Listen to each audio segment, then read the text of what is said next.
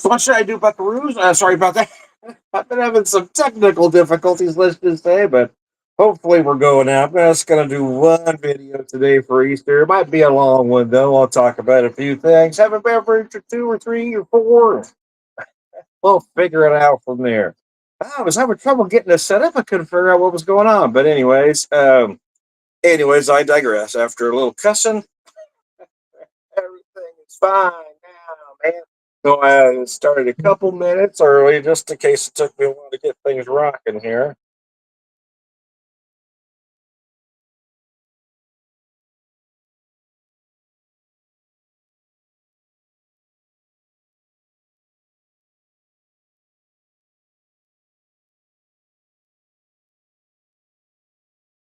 It's not popping up. It might be because I'm early.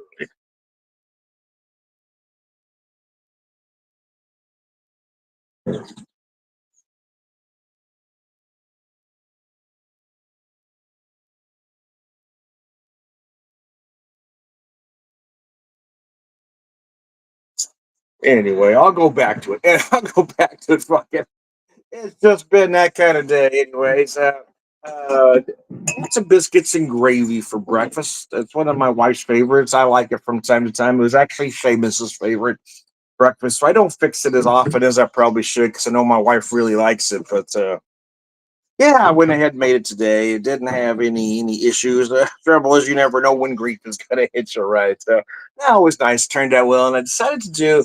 So I had about a 4 pound boneless pork butt, just a roll pork butt, basically about this big. And I cut a piece off of it yesterday to a seasoned roast for carnitas. But I kept the rest to season a little bit different today. So I'm doing that roast, braising it with some potatoes and carrots and onions. I also decided to do something a little different. My wife had picked up this rigatoni a while back, and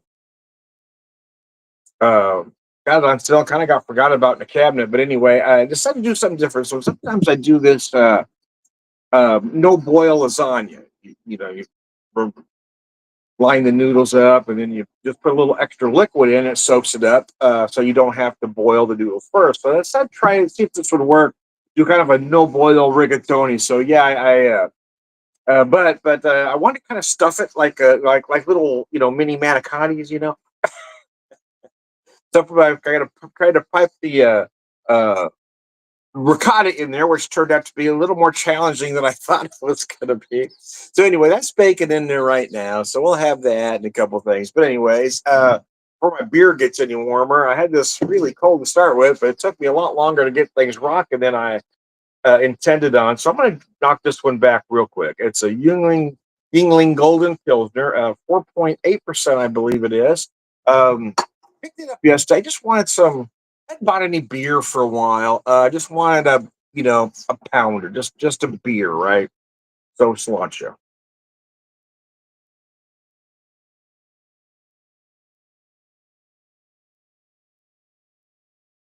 Oh, not great, but not terrible. Again, it's one of those it is what it is kind of things. But as far as the macro American style Pilsner goes, it really isn't horrible. It doesn't have that long lingering sickeningly sweetness that many of them have, or that overwhelming metallic white flavor. And honestly, it isn't bad. But wish I would have been able to drink it just a tad colder, honestly, because I had this. I mean, right about freezing, but it took me a lot longer to get things rocking. Than, anyways, you don't want to hear that again, do you? No, we really don't, Tom.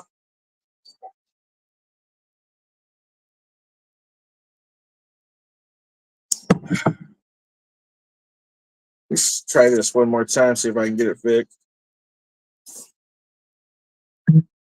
What's still not showing up?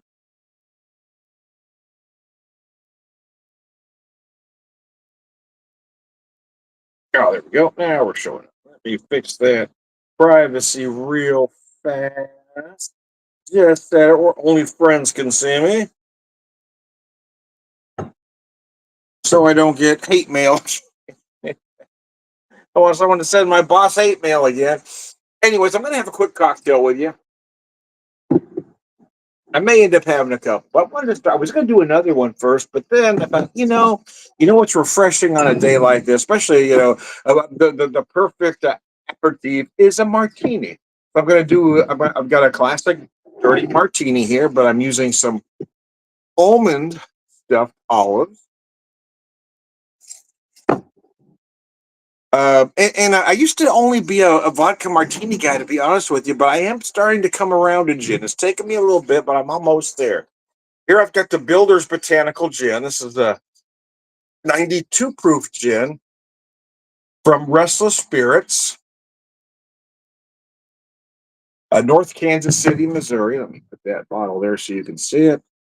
And Slancha. At that very cold, which is how you want a cocktail like this. Oh, that is nice. This is a very nice gin. Like I said, it's taken me a long time to warm up to the botanicals, and I think a lot of that was because up until I started buying craft products, small distillery products, I only had the usual suspects, and I'm just not a fan. Even the ones that are so-called top shelf, I just really wasn't a fan of. Most of them were just too heavy juniper for me, and I realized that's the flavor profile of juniper. But as I started buying smaller distillery products, I've noticed a lot of them will emphasize the citrus and other herbs and botanicals that balances that juniper, so you're just not smacked in the face with that juniper note. And this particular one I really like because it blends a lot of citrus and herbal notes with that juniper, so it's just more evenly balanced, at least for me anyway. As always, if you have any questions or comments, please put it up on the screen. My sister Sherry's watching. Oh my god. Well, thanks, Sherry. I appreciate that. I'm probably going to say something that's going to irritate everybody before this is over, but because I've been kind of known to do that. Anyway, happy Easter, Sherry. So I know she won't comment, but so there was five of us kids. Sherry was number two of five. I am four of five. And we both have very different recollections of our childhood. Her version is quite different from mine. And I don't think we're ever going to be able to meet in the middle to see who. It's all about perspective, right? It's all about perspective.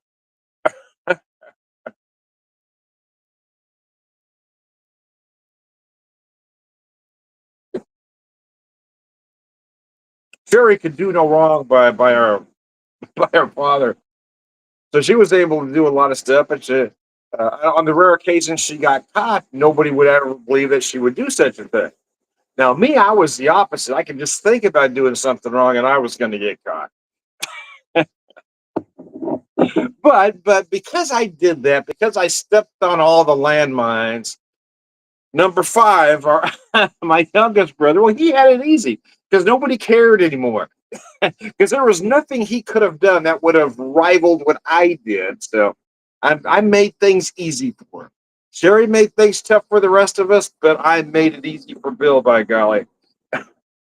All we heard going to school growing up was, why aren't you like your sister Sherry? Why aren't you like Sherry? And all Bill heard was, God, I hope you're not like your brother. So I paved the path for him. You're welcome, Bill. You're welcome. Anyways, believe it or not, this is my first alcohol of the day. I did, like I said, I fixed some breakfast, and then I prepped the dinner and got it on. So I'm like the slow braise, so that'll take about 3 hours to cook, and then I'll finish it up. So all in all, about 4 hours. So I've got about two and a half left on it.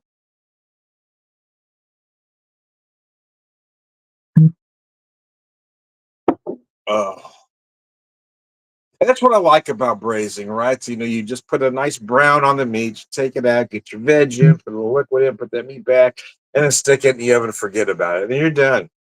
Very simple. It's a great meal. It's a great holiday meal, whatever meat you're using to do that braising method, because you're not, I mean, once everything's prepped, you're done. I'm done now.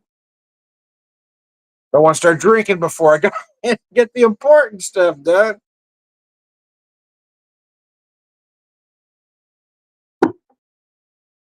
Lorraine, if you're still with me, Slancha, say happy Easter to you and Carter. I hadn't seen you guys in a while. Been busy going other places, I guess.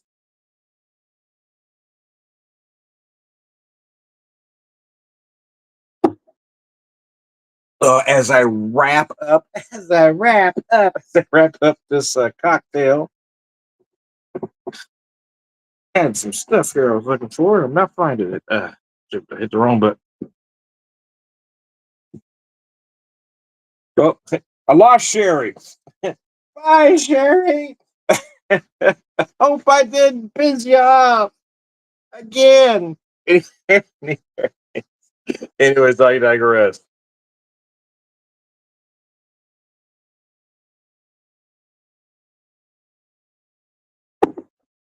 It's nice to see family when you do, I guess. My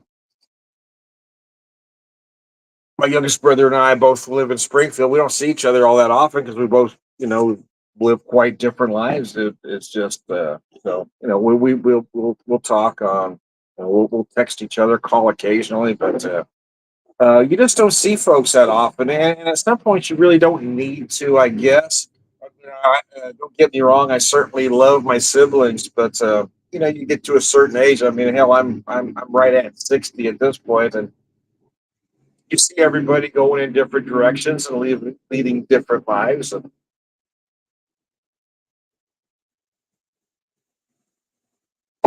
again, you certainly love them because they're family, but you get to where you don't really need to be around them all that often anymore.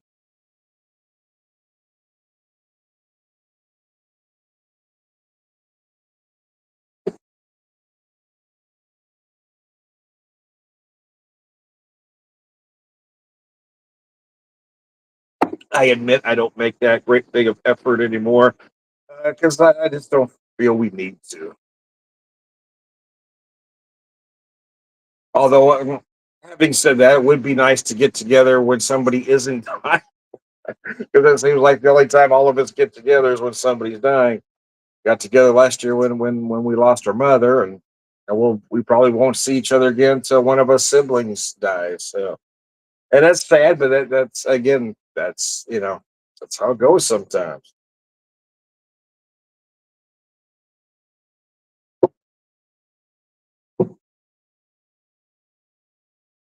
You lead different lives, you have different personalities.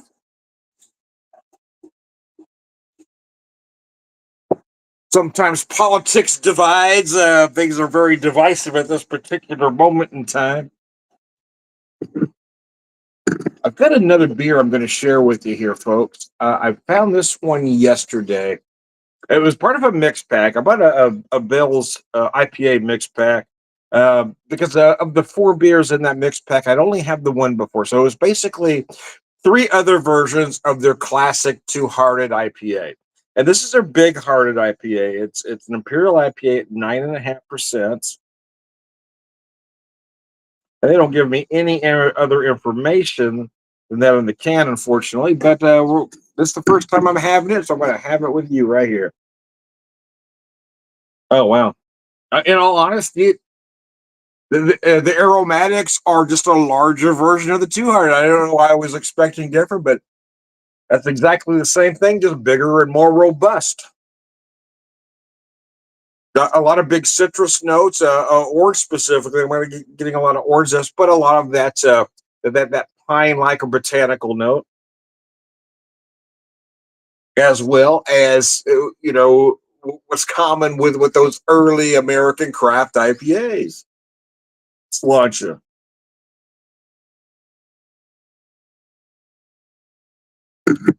Oh, oh gosh, that is gorgeous. Oh, that is really good.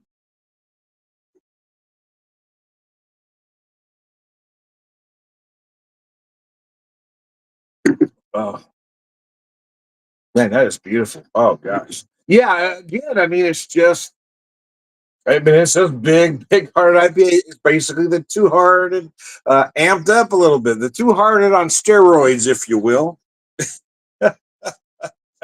What? Tom?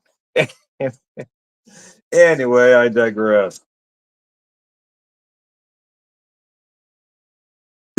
My wife and I don't typically make big deals out of any holidays anymore unless our daughter wants to do something with us. It is they are difficult since losing our son Seamus.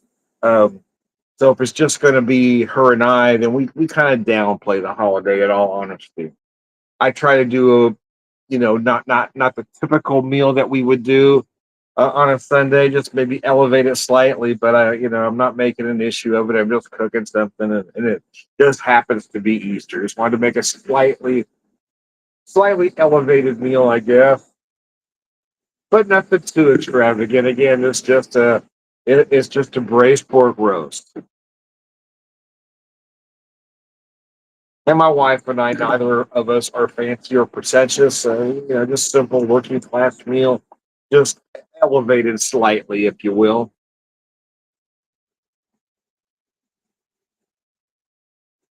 I will tell you, man, when I was in that kitchen last though, that pork roast is smelling incredible.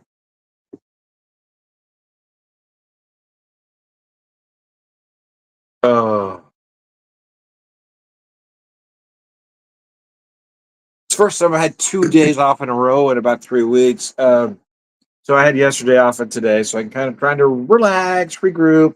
Then I'm going back on a stretch again where I'll have 2 days off during the week. I just got them split up for about the next 3 weeks again. Which I'm not complaining, mind you, because I really like the hours, and it's not a stressful job. I mean, sometimes you know, I get tired and things hurt, but I mean, it's certainly not long term stressful. Sometimes I get a little irritated in the moment, but I'll be fine.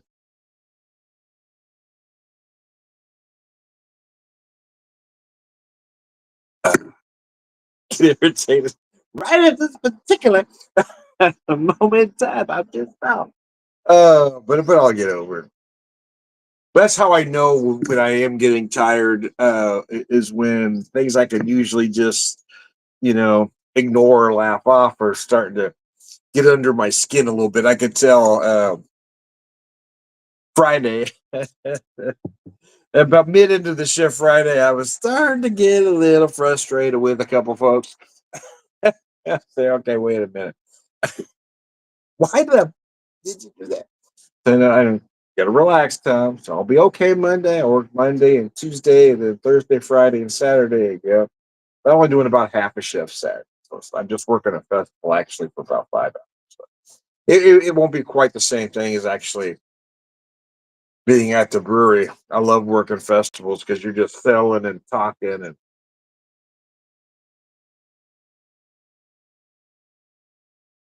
uh, gosh, that's a gorgeous beer. Look at that color too. Tell me that's not beautiful.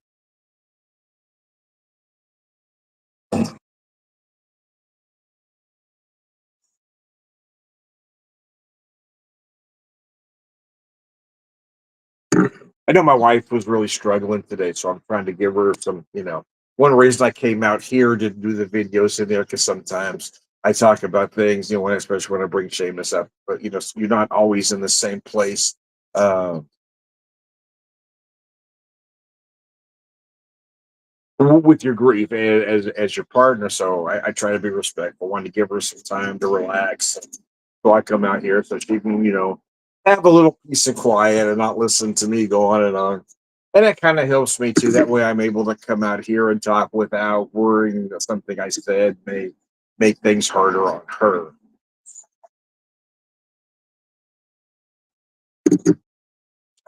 And then, Easter was the last holiday we had with Seamus back in 2013. So Easter is really tough for us both, but I think it might hit her just a little bit harder.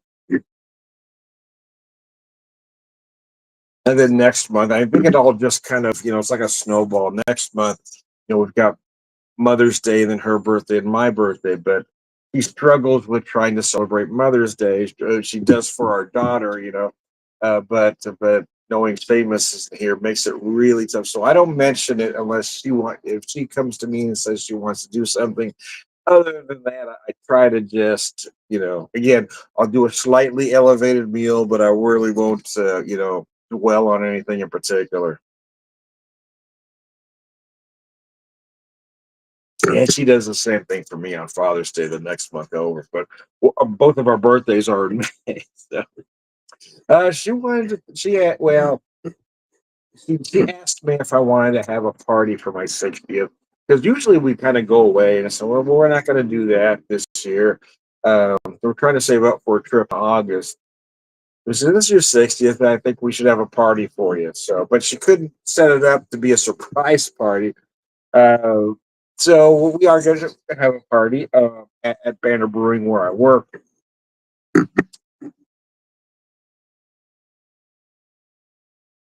Again, she couldn't set up as a surprise, but she's handling all the details without me, so I'm just going to be there at that particular time. The thing is, though, why would you want to have your birthday party where you work, Tom? Well, the reason is, I mean, that's where all my friends are. The folks that I work with, the folks that I serve, 4 to 5, sometimes 6 days a week, I have become my friends, and I hang out with them on my days off. I'm not sure how it turned out that way or why it turned out that way, but I've become very close with these folks over the last couple of years that I've been there. And the funny thing is, some of them that I've actually known for a longer period of time. We just have never really, we just have, in passing, right? We kind of we were acquaintances, I guess. We knew of each other. We didn't have necessarily all the same friends, but now we do. Okay, you were friends with, okay, and then now it all makes sense. But a few folks I've really got close with over the last couple years. So these are the people that I want to hang out with on my birthday, especially 60, man. It's a big one. Since I don't think Sherry's with me anymore, but nobody thought I was going to make it this far. So anybody watching, if you have any questions or comments, throw it up there. I'll answer almost anything. If not, I'm just going to keep talking. I'm going to finish this beer. Got one more thing to have with you, though.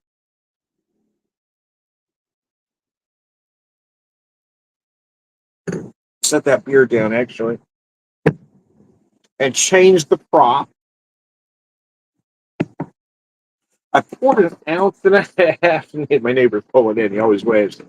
Poured an ounce and a half. Get that out of this. The Watershed Distillery Barrel Strength Fall Finishing Series, aged 6 years, straight bourbon whiskey, finished in apple brandy barrels. This one comes in at 129.2 proof. Show you that. Quite that high. Oh yeah, I do. So you can see the bottom there. There we go. I want you to be able to read all that. Even that out. Just poured an ounce and a half neat. Now, not a huge pour. Oh man, the nose on this is insane. Yeah, so I'm going to read a little bit from the back here. This handcrafted spirit is part of the Watershed series, Watershed Distillery Fall Finishing Series, a celebration of the flavors inspired by autumn and the warm and cozy feelings we look forward to in the cooler months.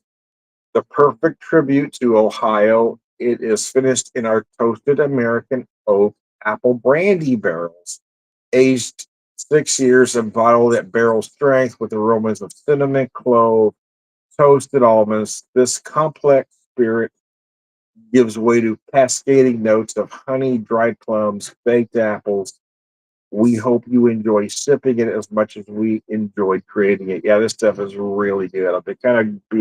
I've been a real gingerly with this one, but well, it's Easter. I thought I'd give myself just an ounce and a half neat for it, using some of my dad's glasses here that were passed on to me.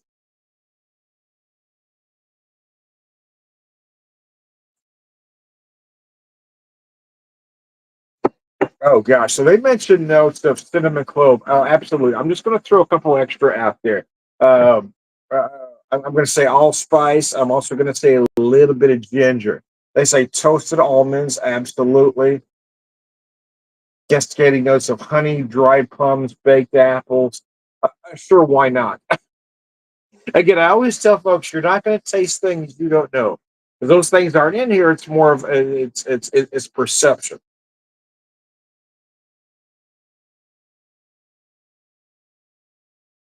So those apple brandy barrels, yes, you do kind of feel that baked or cinnamon apple kind of note, or fried apple even.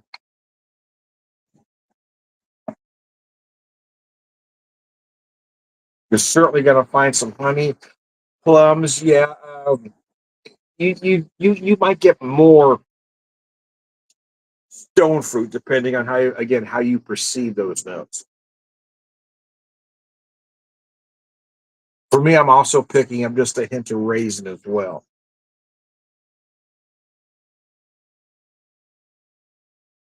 A lot of nice oak in the finish, and then a little bit of vanilla running through everything as a supporting character, lifting everything else up. All this stuff is just beautiful, man. Now that I've had my ounce and a half, or drinking my ounce and a half on Easter, I'm going to put it away. I won't look at it again until my birthday weekend next month. So I didn't have a bottle I planned on opening on my birthday, and I still might. But since we're having the party there, I don't know if I will. I may open it that Friday before or the Sunday after. I am working that Friday for my birthday though, but I may have pop it when I get home that evening. But I am off that Sunday. I needed the whole weekend off. I needed that. I gotta have the 25th, man. You gotta let me recover. It's the 60th. I'm old, man.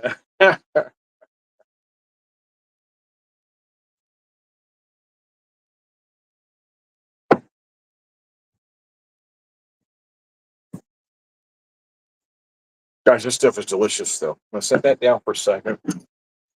Pick up the beer once again.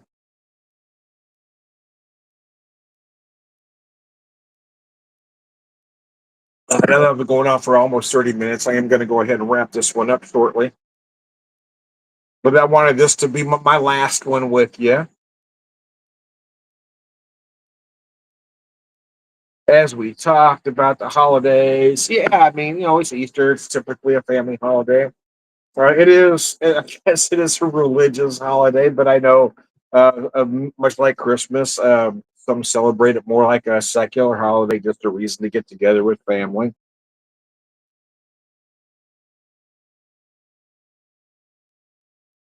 I think a lot of folks forget that we are not a theocracy. You're not forced to adhere to any one particular religion, even though there are some these days that want to take us in that direction. And the big issue with that is that they want their version, right? It wouldn't be so bad if you could celebrate the way you wanted to, but that's not good enough for these people. They want their theocracy to be all about them, for you to adhere to everything they believe, no matter how idiotic it is. As we watch our country goose step into fascism, we're watching people being taken away without due process. And I was having a conversation with some folks yesterday, and you've got folks that are actually okay with that. Well, Tom, we were probably doing something wrong. Yeah, but they still deserve due process. If you're okay with people being whisked away, taken to parts unknown without due process, at what point are they coming after you? I mean, if they can take any one of us, they can take all of us. So, I don't know. I can't make any of it make sense because people are so bogged down in ignorance and hatred these days. Uh, there doesn't seem to be that balance. There isn't that. Well, we can agree to disagree because you want to take people's rights away. So no, there, there isn't that. Anyways, but I digress. I am Tom the Whiskey Whisperer, Whiskey Evangelist, prolific whiskey drinker, purveyor of wisdom, and